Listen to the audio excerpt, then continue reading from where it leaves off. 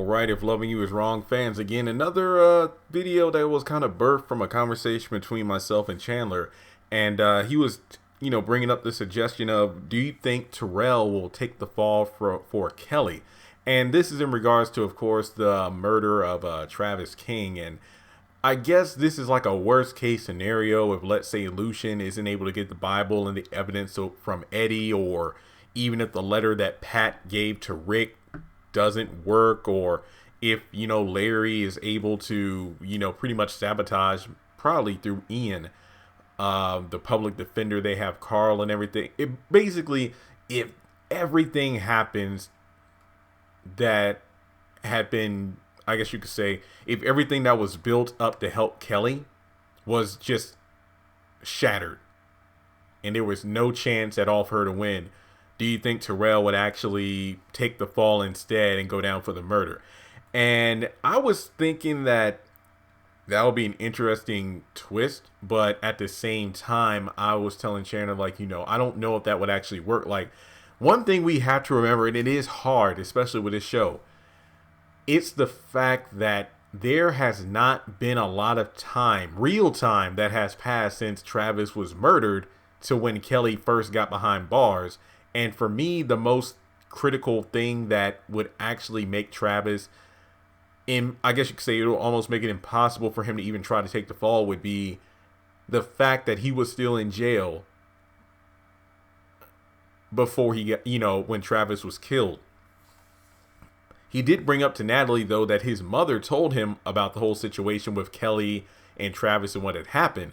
And the argument could be made like, well, did Travis go home to his mom before he went over to Kelly's? But and just based on the way he was dressed, and like Lou said, he got the, the slides on, the brown paper bag. He literally just got out. And I was talking about, I don't think he would have went back home yet, because maybe a phone call. But I'm just thinking, if let's say, heaven forbid this happens. Let's say if I went home, I went to jail, got out. And now I went home first to my parents' house. I don't think I would still be wearing those same clothes I had when I got out of jail. I'd probably be, take a nice shower, bath, whatever, have a new change of clothes and be about, my way. So I'm thinking that Tyrell got out of jail the same day he came over to Kelly's house that night. So I'm guessing that, yeah, and this was on a hang on. Tyrell.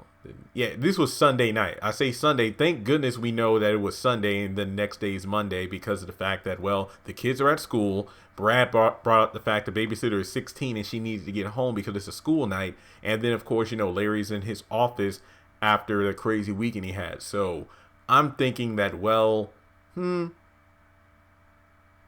don't think it can actually work. It will be interesting, but let's be honest here. After everything, allegedly Tyrell got arrested because of some sort of fraud. He took the fall for Kelly. Do you think he would actually do this again, but this time for murder? And let's say if the DA does prosecute to the fullest and, sentence her to the electric chair or whatever, do you think Kelly would be able to live with herself if the father of their son is put to death for something that she did? So, again, it's an interesting concept, but I don't think it could actually work due to the fact that we need to know the timeline of when exactly did Tyrell get out. Because, honestly, I think it's pretty clear that it's on record he was still behind bars when Travis was shot. So that's just my opinion. Well, let me know your thoughts, too. It is an interesting theory. Maybe more evidence will come up as the season progresses, but we'll just have to wait and see. So thanks so much for tuning in, guys. Make sure you give this video a thumbs up. Comment your thoughts in the comment section below. Follow me on social media. Links are in the description. We're less than 70 followers away from 19,000 over on Instagram, so I'd really appreciate it if you took a moment to go to the link, hit follow if you haven't done so already, and join the party on that platform. Also, shout out to the patrons over on Patreon. You can join in the fun for as little as $2 a month. And on top of that, just to round things out, hit the bell notification icon so you don't miss out whenever I post new content to the channel. And you can also make donations to the channel either on PayPal or Cash App, or if you want to go a little further, it's like, well, I want to spend money, but also I want something in return. Check out my eBay store. I have over 180 items that will end auction in less than 24 hours. Free shipping on everything.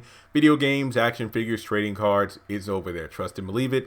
Gotta make this side money because, well, hey, we all got bills, right? So once again, thanks so much for tuning in. And if you have any interesting, like, what if theories or what do you think will happen at the end of the season, feel free to leave them in the comment section. Honestly, I keep getting the request about who will die by the end of the season, but I'm more interested in the journey to get there. You know, like, it's still a bit too early. I don't see any of the main characters dying anytime soon. We're only 4 episodes in, so maybe by the mid-season finale, I might have some thoughts on that, but I don't know for sure. But we'll find out soon enough.